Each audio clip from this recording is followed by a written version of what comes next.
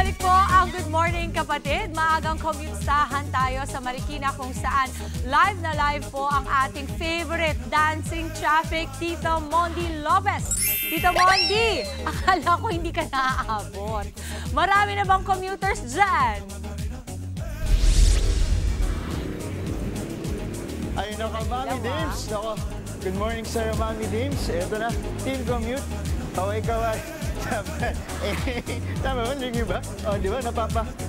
Pare na tayo kasi dito tayo sa Marikina. Ayan, di ba? Pakita natin. Di ba? Nagmamakare ako sa laming ng tao sa link. O, pinasiya ako.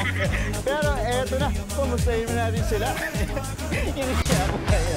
Ang dami-dami. Ito talaga. Eto, makikita na dito yung biyahe pa Team Ayala. O, di ba? Ito sa nakikita nyo. Ito yung pabiyaheng Ayala. Kita nyo naman, may mga dalawang unit na at tas ilan lang yung pasahero. Pero dito naman, sa kabilang side, oh, kita nyo naman, sila ang Team Ortigas. So, di ba? Ang dami nila. At kanya-kanya silang cellphone na dahil ngayon, wala pang unit. Pero kanina mga bandang alas 6, napakadaming unit. Pero ganito kasi alas 7, mahirap na at natatagalan ng bumalik yung mga unit natin. Kasi 7 o'clock, traffic na yan. At eto na, sa mga bago o first-timer na babiyahe dito o sasakay sa Marikina Transport Terminal, ang pamasahe dito 70 pesos. 40 gas at 20 pesos naman pa Ayala. Kaya naman, kita nyo, ayun pa token-token. Eto na. Oops! Commutahan na, ala Marikina version. Huwag muna natin kailangan kumita. Ito muna. Si Kuya. Kuya, anong paano mo natin? Kuya, good morning. Ito na. Edwin. Kuya Edwin. Okay, Edwin, lipat ulit tayo ng blocking. Ayan. Kuya Edwin, ano pong trabaho po natin dito? Actually, ako ang presidente rito. Wow, presidente. And ako ang nagsisilaki ng mga unit na bumabalik. So, ito yung mga plate numbers na bumabalik. Nakabiyahe na sila. So, the reason why kaya medyo pila dahil nakita nila balik. Pero in 1 minute, makakabalik na. Marami ng sakin na makakabalik. Okay. Kuya Edwin, kakaya ko. Ito na ang lucky bunot natin. 693-4475. Ganun. Ito na. So Edwin, anong oras kayo gumigising? Ako, gumigising ako 4 o'clock. 4 o'clock na umaga kasi maaga yung operation dito. Yeah, by 5 o'clock dito na ako. Kasi start kami mga 4 o'clock ng morning. Okay. So may nauna sa amin na naka-assign dito na maaga pa para mag-ayos ng terminal. O sir, tanong ko, anong mas pasaway dito sa terminal nyo? Kasi marami akong tinatanong. Sa terminal po dito sa Marikina, ano ang pasaway? Ang mga pasahero o yung mga driver? Bulong nyo lang sa akin. Parehas. Bulong nyo. Parehas lang. Ano yung pinaka nila sa pasahero? Anong side? Minsan hindi sila naiintindihan ko ng mga instruction na binibigay namin. Minsan, yun. Anong instruction ba yung hindi nila kasi, sinusunod?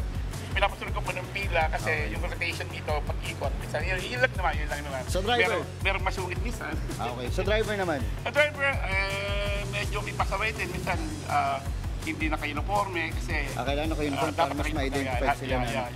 O dahil dyan, sir, nako, di tayo aalis maghiwalay nang wala kang bunot sa akin. Sir, eto, bunot ka sa akin jacket. Ayan, dito ba? Opo, huwag nyo lang ipakita. Ayan. Bunot kayo. Pakita yung konti. Tago natin. Ayan. Wala namang logo. Ayan. Ayan, pangalmusan nyo. Pero huwag tayong aalis nang di tayo sasayaw. Sir, nang Macarena. Kasi hindi tayo sa Marikina. Ito, 1, 2, 3, go. 1, 2, ayan. 3, 4. Ayan muna. Back to studio. Marikina. Marikina. Marikina. Ang daming tao. Nakakaya sir, di ba? Kasi sa naman tayo. Yan muna. So, one more. Marikina. Lapit tayo. Ayan, lapit sir. Yes. Parang nag-iba na. Parang nag-iba na pala.